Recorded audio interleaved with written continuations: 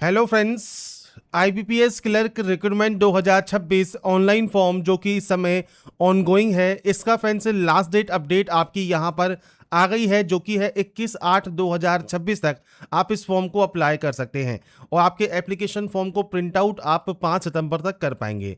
आपका फ्रेंड जो पेमेंट है और जो आपका फ्रेंड रजिस्ट्रेशन है वो उसकी लास्ट डेट 21/8/2026 ही है, तो आपके पास समय कम है फॉर्म को अप्लाई करने के लिए। अगर अभी तक आपने अप्लाई नहीं किया है आईबीपीएस क्लर्क का फॉर्म, तो आप अप्लाई कैसे करेंगे, इसके स्टेप बाय स्टेप प्रोसेस की जानकारी मैं आपको प्रोवाइड करने वाला हूं, जो कि इसकी लास्ट डेट अपडेट है। साथ में अप्लाई करने से पहले इसका डिटेल ऑफिशियल नोटिफिकेशन चेक जरूर कर लें, आपको सारी जानकारी यहां पर देखने को मिल जाएगी। आप फ्रेंड्स डिटेल्स को रीड आउट कर सकते हैं, आपका एज क्राइटेरिया आपको क्या चाहिए, क्या क्या गाइडलाइंस हैं, education qualification, application fees, structure of examination, सब आप चेक कर सकते हैं। यहां पर ध्यान रखिएगा जो लास्ट डेट है 21/8/2026, इस डेट तक आपकी जो डिग्री है वो कंप्लीट हो जानी चाहिए, तो ही आप यहां पर एप्लीकेबल होंगे अप्लाई करने के लिए। साथ में आप जिस पर्टिकुलर स्टेट या यूटी के लिए आप आवेदन करना चाहते हैं, वहां की जो लोकल लैंग्वेज है वो आपको लिखना पढ़ना बोलना आना चाहिए।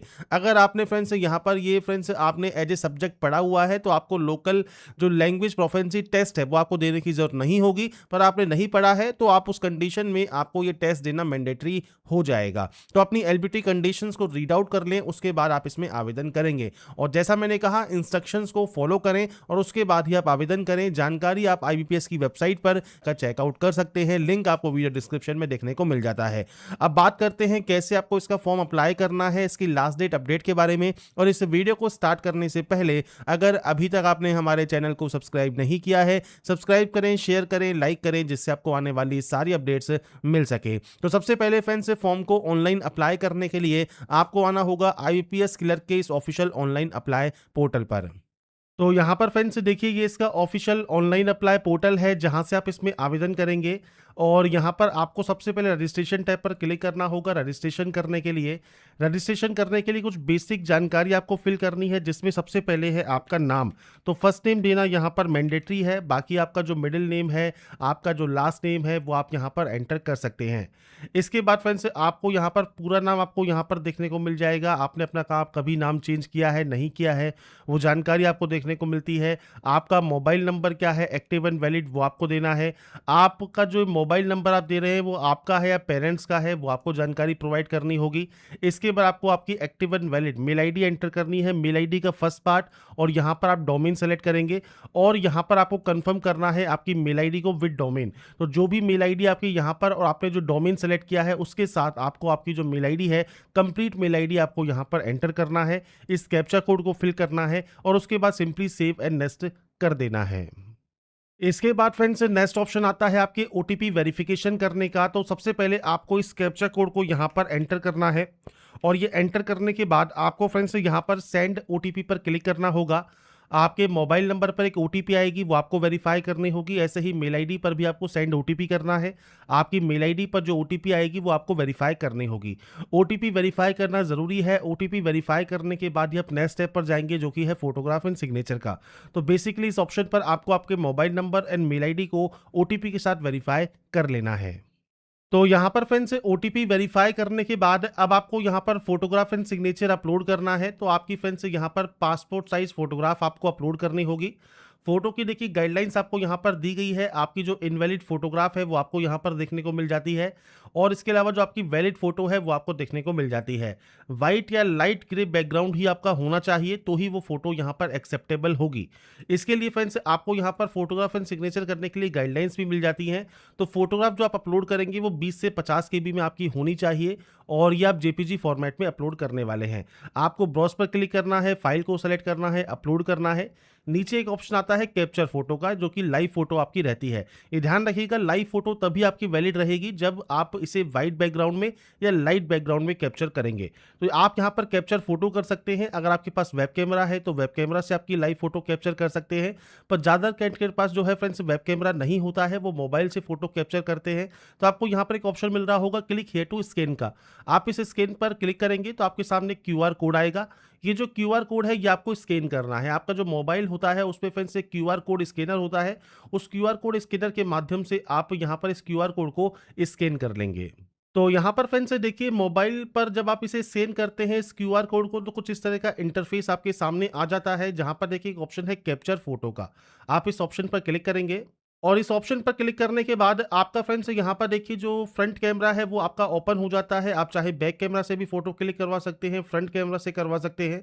आपका जो बैकग्राउंड है वो व्हाइट कलर का होना चाहिए, तो ही वो फोटो यहाँ पर कैप्चर आपकी होगी। तो आपको आपकी जो लाइव फोटो है यहाँ पर कैप्चर कर लेनी है। तो आपकी फ्रेंड से लाइव फोटो कैप्चर करने के बाद अब आता है सिग्नेचर अपलोड करने का ऑप्शन, और जो सिग्नेचर है ये आपको अपलोड यहाँ पर करना है, जिसके लिए फ्रेंड्स आपका 10 से 20 केबी में साइज रहेगा। ब्लैक पेन से व्हाइट पेपर पर आपको ये अपलोड करना होगा। तो आपको ब्राउज पर क्लिक करना है, फाइल को सेलेक्ट करना है और यहाँ पर अपने सिग्नेचर को अपलोड कर देना है। सिग्नेचर अपलोड करने के बाद फ्रेंड्स सिंपली आप इसे कंफर्म करेंगे और नेक्स्ट स्टेप पर क्लिक कर देंगे। आपका नेक्स्ट पेज ओपन हो जाएगा। आपकी इनमें से जो भी कैटेगरी है वो आप यहाँ से सेलेक्ट कर सकते हैं। इसके बाद आता है पीएच कैटेगरी का ऑप्शन। अगर आप पीएच कैटेगरी से बिलोंग करते हैं तो टाइप ऑफ डिसेबिलिटी क्या है वो आपको सेलेक्ट करना होता है। इसके अलावा फ्रेंड्स आपकी सब टाइप ऑफ डिसेबिलिटी क्या रहेगी वो आपको सेलेक्ट करना होगा, तो वो आप यहाँ से सेलेक्ट कर सकते हैं। आपको स्क्राइब चाहिए नहीं चाहिए वो जानकारी आप यहाँ पर प्रोवाइड करेंगे। नहीं है पीएच कैटेगरी में, सिंपली आप यहाँ पर नो कर दें। इसके बाद आपके सारे ऑप्शन ये डिसेबल हो जाएंगे और इस ऑप्शन पर भी आपको नो कर देना होगा। नीचे एक ऑप्शन आएगा माइनॉरिटी कम्युनिटी का। अगर आप इस ऑप्शन से बिलोंग करते हैं, इस रिलीजन से बिलोंग करते हैं तो आप सेलेक्ट कर सकते हैं, नहीं करते हैं तो सिंपली आप नो कर देंगे। एक्सपीरियंस है आपके पास किसी भी गवर्नमेंट या फ्रेंड्स पीएसयू में वर्किंग करने का तो आप यस या नो कर सकते हैं, बाकी ये मैंडेटरी नहीं है। इसके अलावा फ्रेंड्स यहाँ पर आपको जो है आपका रिलीजन सेलेक्ट कर लेना है। आपका रिलीजन सेलेक्ट करने के बाद आपका एक ऑप्शन आता है एक्स सर्विसमैन का। अगर आप एक्स सर्विसमैन है तो यस कर सकते हैं, डिसेबल एक्स सर्विसमैन है तो यस या नो कर सकते हैं।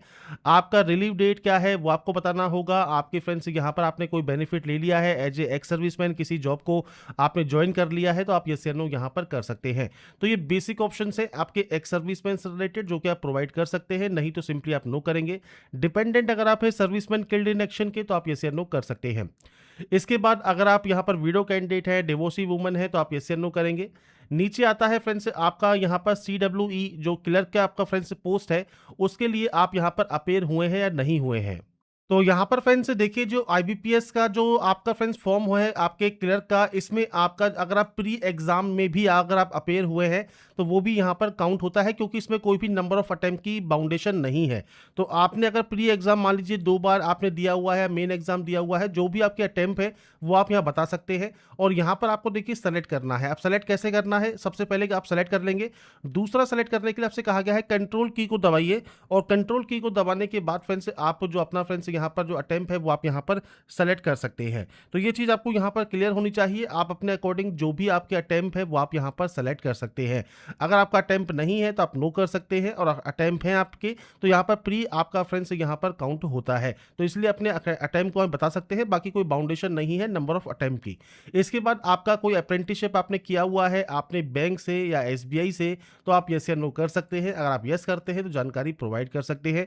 अगर आप नेशनल अप्रेंटिसशिप ट्रेनिंग स्कीम के अंतर्गत अगर आप रजिस्टर हैं तो आप अपना रजिस्ट्रेशन नंबर प्रोवाइड कर सकते हैं, नहीं है तो आप सिंपली यहाँ पर नो कर सकते हैं। इसके बाद नेशनलिटी आपको सेलेक्ट करनी होगी। आपकी वैकेंसीज जिस स्टेट या यूटी के लिए आप अप्लाई कर रहे हैं वो आपको सेलेक्ट करना है और उसका स्टेट कोड यहाँ पर आ जाएगा। उस स्टेट की जो लोकल लैंग्वेज प्रोफेंसी है वो आपको पास होनी चाहिए, वो आपकी यहाँ पर आ जाती है और आपसे पूछता है कि वहाँ की जो लोकल लैंग्वेज है वो फ्रेंड्स आपको लिखना पढ़ना बोलना आना चाहिए, वो आप यहाँ पर डिक्लेयर करेंगे। और एज ए सब्जेक्ट आपने वो पढ़ा है या नहीं पढ़ा है वो जानकारी आपको यहाँ पर प्रोवाइड करना है।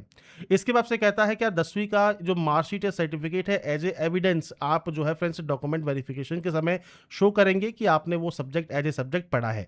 इसके बाद फ्रेंड्स अगर मान लीजिए आपने यहाँ पर ये नहीं पढ़ा है, उस कंडीशन में आपको फ्रेंड्स यहाँ पर जो लोकल लैंग्वेज प्रोफेंसी टेस्ट है जो कि मेन एग्जाम के बाद होगा वो फ्रेंड्स आपको अपेयर होना जरूरी होगा, तो आप इस ऑप्शन पर टिक करेंगे। पर आपने पढ़ा हुआ है मान लीजिए और आप अपना प्रूफ भी देते हैं कि आपने एज ए सब्जेक्ट पढ़ा है तो आपको उस कंडीशन में कोई भी लोकल लैंग्वेज टेस्ट देने की जरूरत नहीं होगी। नेक्स्ट ऑप्शन आएगा प्री एग्जाम सेंटर। तो आपके अकॉर्डिंग जो भी प्री एग्जाम सेंटर आप लेना चाहते हैं वो आप यहां से सेलेक्ट कर सकते हैं और उसके बाद आपका सेम मेन एग्जाम सेंटर आपको यहां पर चूज करना होगा। तो pre and main exam centre यहां पर चूज हो जाएंगे। इसके बाद फ्रेंड्स आपको यहां पर जो मीडियम बताना है एग्जामिनेशन का जो कि आप यहां पर सेलेक्ट कर सकते हैं। ऐसे ही आपको आईडी प्रूफ यहां पर प्रोवाइड करना है। आईडी प्रूफ में आपको मल्टीपल ऑप्शन से आधार कार्ड है, ई आधार कार्ड है, पैन कार्ड है, जो भी ऑप्शन आप सेलेक्ट करते हैं उस आईडी प्रूफ का नंबर आप यहां पर प्रोवाइड कीजिए। इसके बाद फ्रेंड्स नीचे आता है डेट ऑफ बर्थ ऑप्शन। तो डेट, मंथ एंड ईयर ये आपको यहाँ से सेलेक्ट करना है। आपका जेंडर आपको सेलेक्ट करना है, मैरिटल स्टेटस सेलेक्ट करना है, आपका आधार कार्ड नंबर आप यहाँ पर दे सकते हैं, और इसके बाद पैन कार्ड नंबर है तो पैन कार्ड नंबर आप यहाँ पर प्रोवाइड कर सकते हैं। अगर आप ट्विन हैं तो आप यहाँ पर यस या नो कर सकते हैं। अगर आप यस करते हैं तो उनकी जानकारी प्रोवाइड कीजिए, नहीं तो आप यहाँ पर नो रहने देंगे। नेक्स्ट ऑप्शन रहेगा आपके फादर नेम का। तो पूरा नाम आपको यहाँ पर एंटर करना होगा, मदर नेम एंटर करना होगा। स्पाउस नेम है तो आप दे सकते हैं, नहीं तो ये आपका ब्लैंक रहेगा क्योंकि हमने यहाँ पर अनमैरिड सेलेक्ट किया है। इसके बाद आता है फ्रेंड्स आपका यहाँ पर दोबारा से आपको कंफर्म करना है आपका फादर नेम और आपका मदर नेम।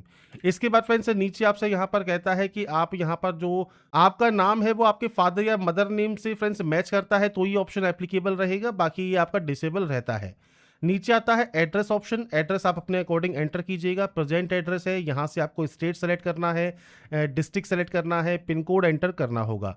नीचे है परमानेंट। अब ये एड्रेस अलग अलग भी हो सकते हैं और ये सेम भी हो सकते हैं। सेम है तो सेमस पर क्लिक कीजिएगा, ये कॉपी हो जाएगा। अलग अलग है तो आप अलग अलग एंट्री यहाँ पर कर सकते हैं। जो आपकी जीएसटी लगने वाली है वो आप कोई भी एड्रेस सेलेक्ट कर सकते हैं, और उसके बाद यहाँ पर नीचे आपको फीस देखने को मिल जाती है और यहाँ से वैलिडेट करने का ऑप्शन मिल जाता है। वैलिडेट का फायदा क्या है कि अगर आपने कोई भी ऑप्शन ब्लैंक छोड़ा होगा, जैसे ये ऑप्शंस ब्लैंक है तो यहाँ पर ये एरर शो कर रहा है, तो एक बार इन एरर को सही कर लें। उसके बाद फ्रेंड्स जब आपका ये एरर सही हो जाएंगे, इसके बाद आपको फ्रेंड्स यहाँ पर देखिए इस डाटा को वैलिडेट करना है, और वैलिडेट करने के बाद ये वेरीफाइड हो जाएगा सक्सेसफुली। और जब ये वेरीफाइड हो जाता है इसके बाद ही आप सेव एंड नेक्स्ट यहाँ से डाटा को कर सकते हैं। सेव एंड नेक्स्ट करने के बाद आता है अब आपका क्वालिफिकेशन, जो कि 21/8/2026 तक कंप्लीट हो जाना चाहिए। सबसे पहले है 10th। तो आपके बोर्ड का नाम क्या है वो आपको यहाँ पर एंटर करना है। आपकी डेट ऑफ पासिंग आपको प्रोवाइड करना है, तो आपका जो भी डेट ऑफ पासिंग है, डेट, मंथ एंड ईयर, वो आप यहाँ पर प्रोवाइड कर सकते हैं। मैं सिर्फ सैंपल शो कर रहा हूँ, आपके अकॉर्डिंग आपकी एक्चुअल डाटा आपको यहाँ पर देनी होगी और आपकी परसेंटेज ऑफ मार्क्स आप देंगे। डिग्री में आपका सेम फ्रेंड्स यहाँ पर जो यूनिवर्सिटी है वो कौन सा है उसका पूरा नाम आप यहाँ पर मेंशन कीजिएगा। इसके बाद इनमें से कौन सी डिग्री है वो आप यहाँ पर सेलेक्ट कर सकते हैं, वो आप सेलेक्ट कर लीजिए। इसके बाद स्पेशलाइजेशन क्या है तो आप यहाँ से स्पेशलाइजेशन सेलेक्ट कर सकते हैं। इसके बाद फ्रेंड्स यहाँ पर आपका आता है जो कि है फ्रेंड्स आपके यहाँ पर डेट ऑफ पासिंग का। तो आपका जो भी डेट ऑफ पासिंग है वो आप यहाँ पर सेलेक्ट कर सकते हैं, और आपकी जो परसेंटेज है वो आप यहाँ पर एंटर कर सकते हैं। बस ये ध्यान रखिएगा जो डेट है आपकी यहाँ पर वो 21/8/2026 है। इस डेट तक अगर आपका रिजल्ट आ जाता है तो आप इसमें एप्लीकेबल होते हैं फॉर्म को अप्लाई करने के लिए। अगर आपके पास कोई पीजी डिग्री है, प्रोफेशनल क्वालिफिकेशन है, वो जानकारी आप दे सकते हैं। कंप्यूटर सिस्टम में वर्किंग नॉलेज आपको होनी चाहिए, आप यस करेंगे। अब किस तरह की नॉलेज आपके पास है, या तो आपके पास सर्टिफिकेट होगा कंप्यूटर ऑपरेशन में या कंप्यूटर लैंग्वेज में, या आपने डिप्लोमा किया होगा, या आपने डिग्री की होगी, या फ्रेंड्स मान लीजिए आपने एज ए सब्जेक्ट इसे पढ़ा है, कंप्यूटर एज ए सब्जेक्ट या आईटी एज ए सब्जेक्ट, तो वो भी आपका ये यहाँ पर वैलिड माना जाएगा। या फिर कोई सर्टिफिकेट है या डिप्लोमा है तो वो भी आप सेलेक्ट कर सकते हैं। कोई एक्सपीरियंस है तो जानकारी प्रोवाइड कीजिए, नहीं है तो आप नो कर सकते हैं। आपका जो प्री एग्जाम ट्रेनिंग है वो आप यहाँ पर ले सकते हैं, आप यस करेंगे।